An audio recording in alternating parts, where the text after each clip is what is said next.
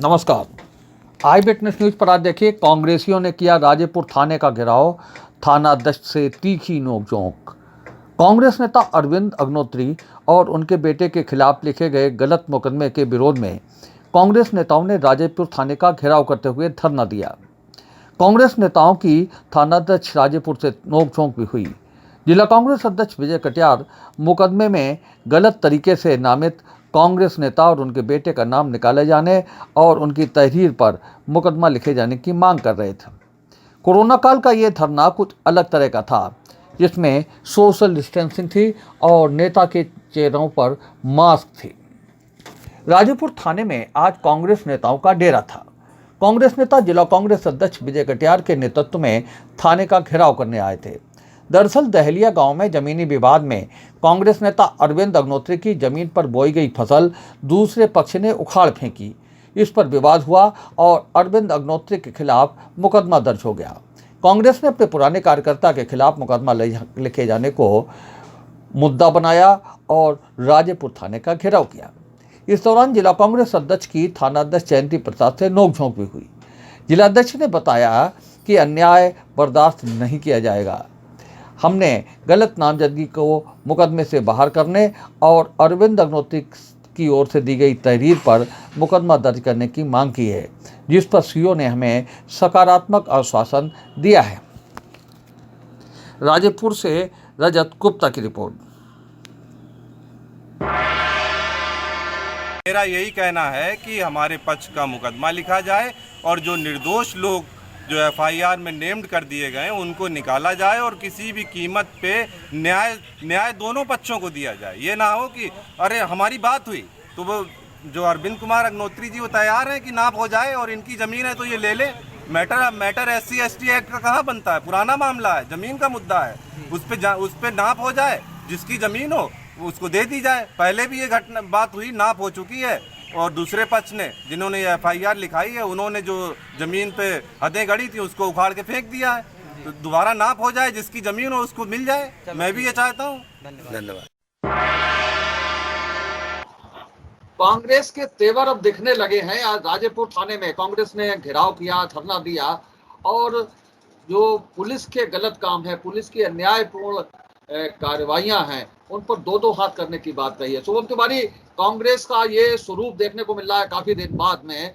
क्या लग रहा है आपको कि कांग्रेस सड़क पर आ रही है, कांग्रेस गति पकड़ रही है?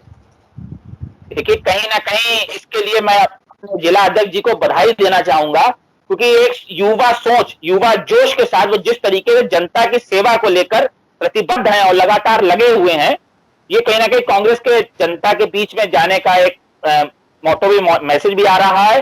क्योंकि जहां तक जनता की जो उम्मीदें हैं, कांग्रेस उनके लिए काम करने के लिए प्रतिबद्ध है।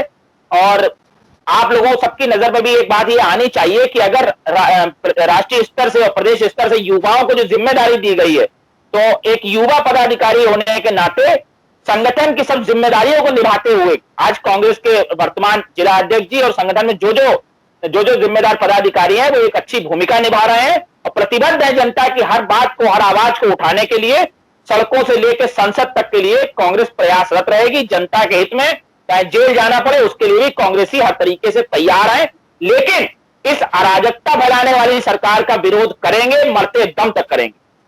आज आज दिखे थाने में तेवर कांग्रेस के, बहुत दिन बाद इस तरह के तेवर देखने को मिले हैं। क्या है पूरा मामला, क्या विरोध था? जी, निश्चित रूप से कहीं ना कहीं हमारे पूरे संगठन का सहयोग है, चाहे युवा संगठन हो चाहे महिला संगठन हो।